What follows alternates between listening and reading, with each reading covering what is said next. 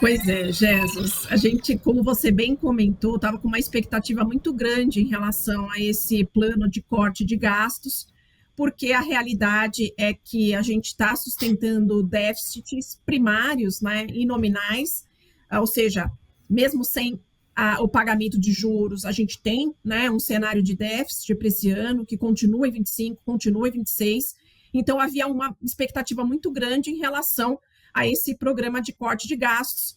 E o programa em si, pelo menos pelas notícias que a gente estava tendo nas últimas semanas, ele estava assim endereçando alguns itens importantes, não de maneira ideal, mas endereçando algumas questões. Então havia uma expectativa de que o anúncio do pacote e seus detalhes poderia gerar uma moderação aí nessa preocupação do mercado, melhorar um pouco os preços dos ativos. E aí o fato é que veio uma surpresinha, né, junto com o anúncio do pacote, que foi a isenção até R$ 5.000.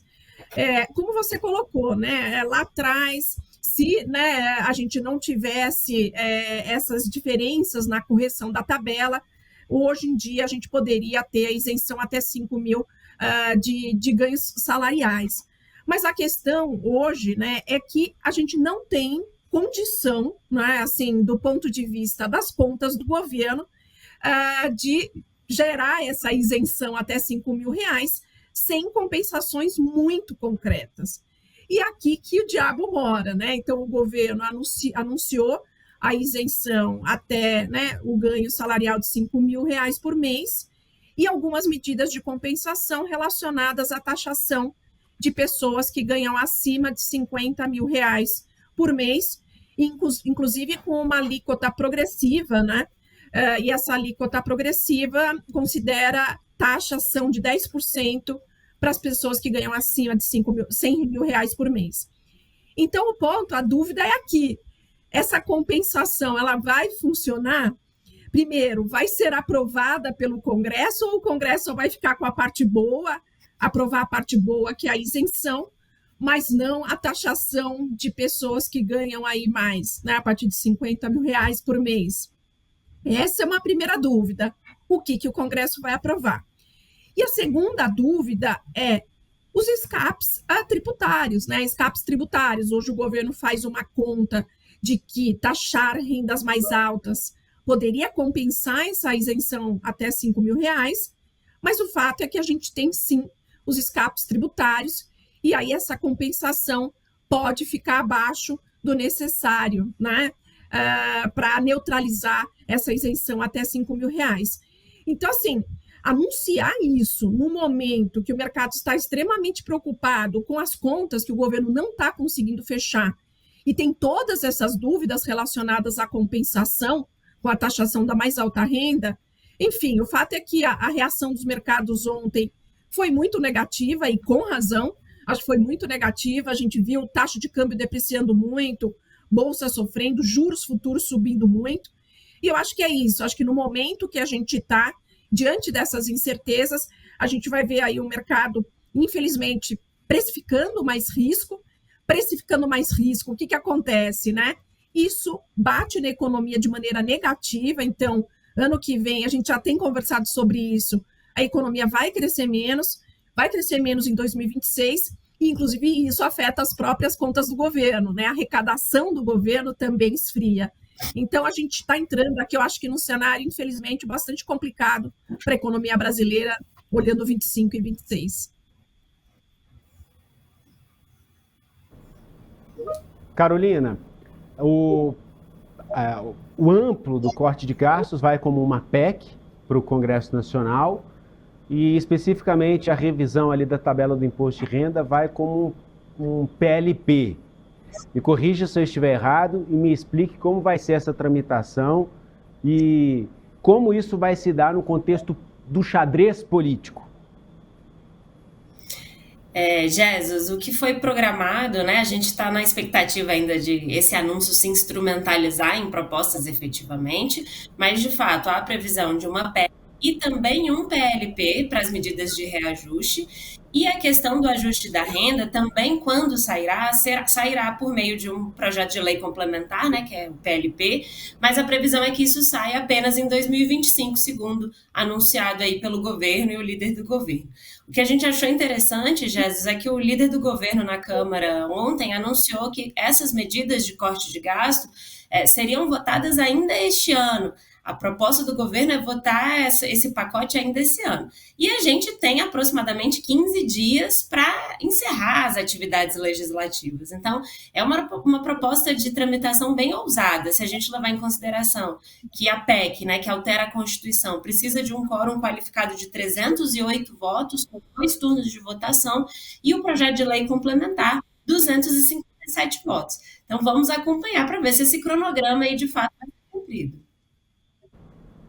Alessandra, voltando a falar sobre a fonte de compensação dessa isenção para quem ganha até R$5.000, da taxação daqueles salários maiores que R$50.000, eu queria que você detalhasse um pouco mais. Você falou dos 10%.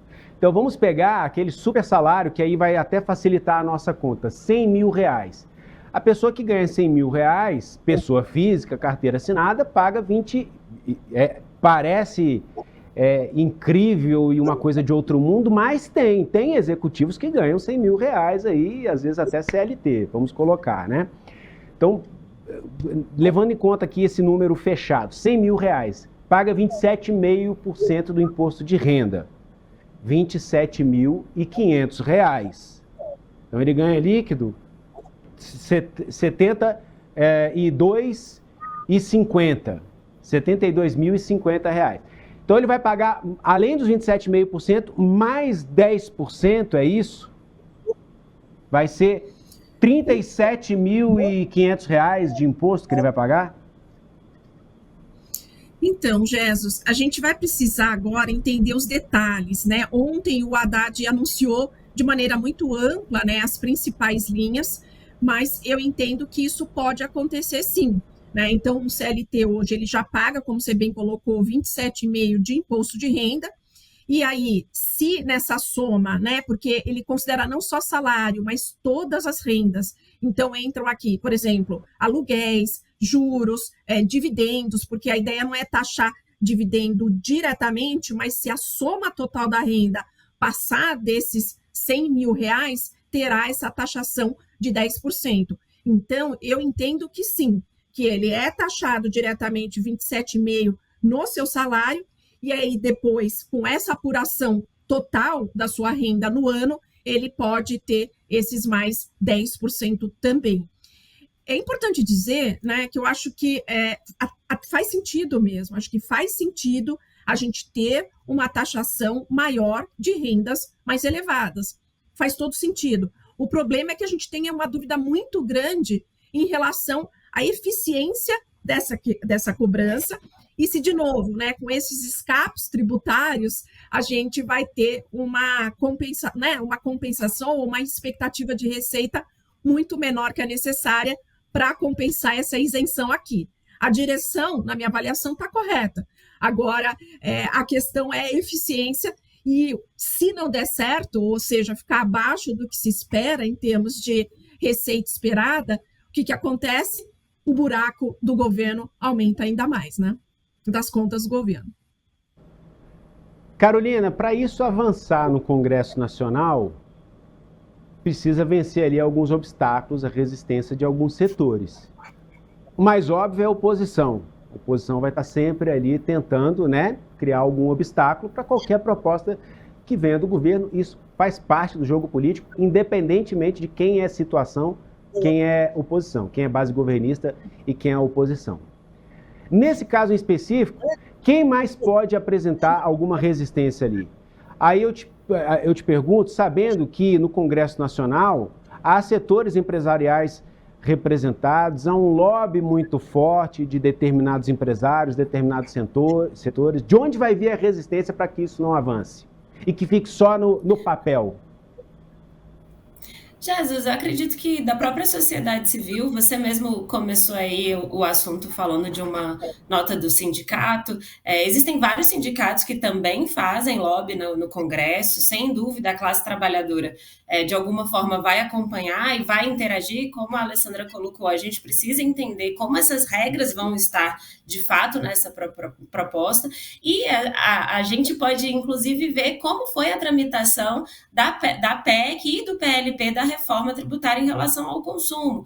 É um assunto complexo, ele tem uma tramitação mais complexa também, então exige um quórum mais qualificado, isso quer dizer que você tem que convencer mais parlamentares, então isso tudo traz um desafio. Agora, o que eu acho importante a gente, do lado político aqui, pensando nas relações entre os poderes e o mercado, é que a gente vê que o presidente Lula estava resistente a fazer esse pacote de corte de gastos, ele se preocupa muito com a mensagem que o governo faz para o seu eleitorado, então houve aí uma estratégia de trazer essa proposta em relação a esse ajuste da tabela do imposto de renda, anunciar ao mesmo tempo que ficou um anúncio que ele bate e assopra.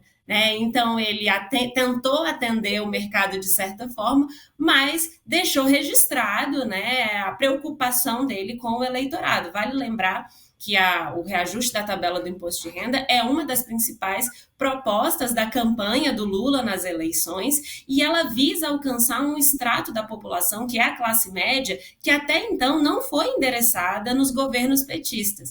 Então, a gente entende essa angústia do mercado, o Lula fala muito que o mercado precifica exageradamente as propostas dele, mas a gente compreende e consegue entender qual foi a estratégia do presidente Lula especificamente, pensando aí que o mercado vai aos poucos compreendendo o que vai ser trazido. E também pensando que ainda vai ser em 2025. Então, o mercado vai ter bastante tempo para digerir esse anúncio, e com isso também o governo consegue recalcular essa proposta até mandar efetivamente para o Congresso Nacional no ano que vem.